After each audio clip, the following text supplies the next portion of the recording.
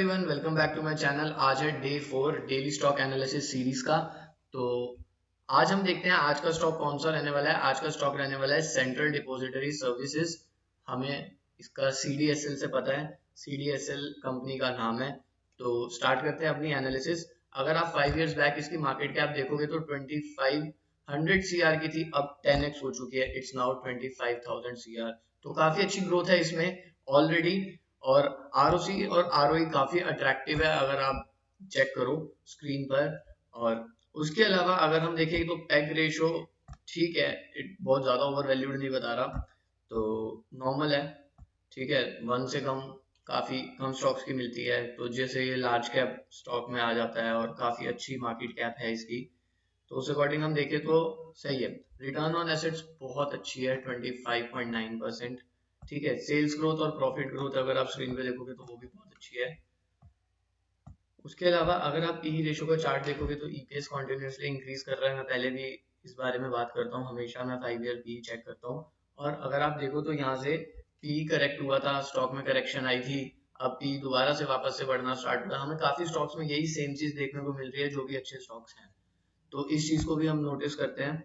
उसके बाद quarterly results देखोगे तो दिसंबर क्वार्टर के रिजल्ट्स अच्छे नहीं आए थे। अब हम देखते हैं कि इसमें मार्च क्वार्टर के रिजल्ट्स कैसे आते हैं। हमें इस चीज को नोटिस करना पड़ेगा। अगर मार्च क्वार्टर के रिजल्ट्स अच्छे आते हैं तो इसमें हमें एक जंप देखने को मिल सकती है, क्योंकि प्राइस एक्शन ऑलरेडी हमें बता रहा है। प्राइस एक्शन के बारे में हम बात करेंगे। और ईयर ऑन ईयर ग्रोथ तो काफी अच्छी है ही, अगर आप देखो तो काफी ग्रो करा है मार्च 23 से मार्च 24 में। और इसका टीटीएम देखो तो 57% है, दैट इज ऑल्सो अट्रैक्टिव। ठीक है। उसके अलावा अगर एक चीज थोड़ा सा जो खटक रही है, आरओसी देखो तो अच्छा है, इंक्रीज कर रहा है। जैसे मार्च 23 में कम हुआ था बट स्टिल कवर हो चुका है मार्च 24 में। मार्च 25 का देखना पड़ेगा, हमें वेट करना पड़ेगा उसके लिए। जो एक चीज कंसर्निंग है वो ये है कि पब्लिक होल्डिंग बहुत ज्यादा है, पब्लिक होल्डिंग काफी ज्यादा है, और लास्ट क्वार्टर से इस क्वार्टर में 10% बढ़ चुकी है। तो ये चीज मुझे कंसर्निंग लग रही है, इसके बारे में हमें थोड़ा सा डीपली रिसर्च करना पड़ेगा। बट स्विंग पर्सपेक्टिव से देखें तो, स्विंग पर्सपेक्टिव से तो हम बेसिक फंडामेंटल्स देखते हैं और प्राइस एक्शन पे ध्यान ज्यादा देते हैं। इसमें हमारे पास एफ ने काफी स्टेक निकाल दिया, डीआईआईज ने निकाल दिया, तो इसके पीछे का रीजन क्या है ये हमें फिगर आउट करना पड़ेगा कि ऐसा क्यों हो रहा है। अगर हम इसकी ट्रेड्स चेक करें, रिसेंटली क्या ट्रेड्स हुई हैं इसमें,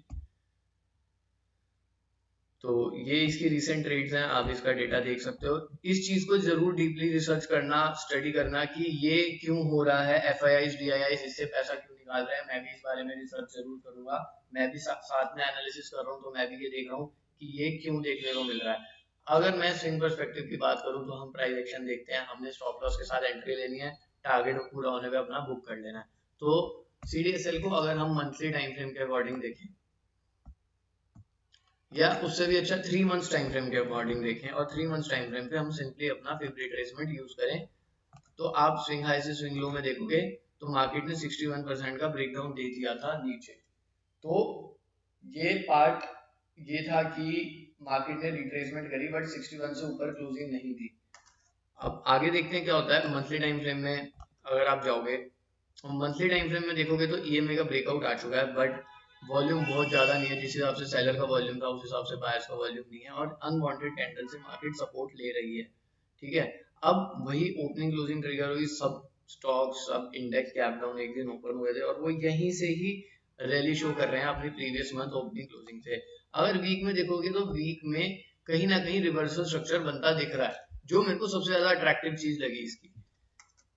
देखो क्या हुआ, मार्केट फॉल कर रही थी, फिर ऊपर जा रही थी, फिर फॉल कर रही थी, यहां तक फॉल रुका, मार्केट ऊपर गई, उसके बाद फिर से सडनली नीचे आई, लो तो नहीं क्रिएट किया, लो तो नहीं बना नया, अब दोबारा से ऊपर जाके सॉर्ट ऑफ ये नेकलाइन का ब्रेकआउट दे रही है। तो हम क्या कह सकते हैं, मार्केट रिवर्सल क्रिएट कर रही है। अगर मार्केट रिवर्सल क्रिएट कर रही है तो हम इसमें क्या टेक ले सकते हैं।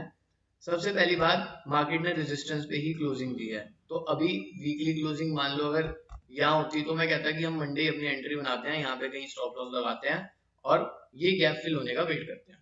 ठीक है, बट अभी इसकी क्लोजिंग अच्छी नहीं हुई है। तो अगर हम डेली टाइम फ्रेम के अकॉर्डिंग देखें तो डेली टाइम फ्रेम में भी हमें अभी क्लोजिंग मिलनी बाकी है। अगर हमें यहाँ पे कहीं क्लोजिंग मिलती है तो एक छोटा सा स्टॉप लॉस के साथ हम एंट्री ले सकते हैं। अदरवाइज और ज्यादा कंफर्मेशन चाहिए, क्योंकि यहाँ पे एंट्री लोगे तो एक रिजेक्शन जोन ये है, ये एक जोन है रिजेक्शन जहां से मार्केट दोबारा से ले सकती है, ये पर्टिकुलर जोन। तो अब अगर मार्केट यहाँ पे क्लोजिंग देती है तो छोटा एसएल यहाँ से आएगा, और थोड़ी सी कंफर्मेशन चाहिए तो इसके ऊपर सस्टेन करना, तो फिर यहाँ तक का आपको स्पेस मिल जाएगा इसमें एंट्री लेने का। तो देखते हैं कि कैसे मार्केट प्राइस एक्शन बनाती है कमिंग वीक में, क्योंकि मुझे लग रहा है डे की क्लोजिंग यहाँ कहीं मिलेगी तो एक छोटे से एसएल के साथ हम यहाँ तक या फिर यहाँ तक के लिए ट्राई कर सकते हैं। तो देखते हैं क्या रिस्क रिवॉर्ड बैठता है, किस हिसाब से क्लोजिंग मिलती है, क्या प्राइस एक्शन बनता है, तो उस अकॉर्डिंग हम अपनी एंट्री प्लान कर सकते हैं। तो this was all for today. कल मिलते हैं एक नए स्टॉक के साथ।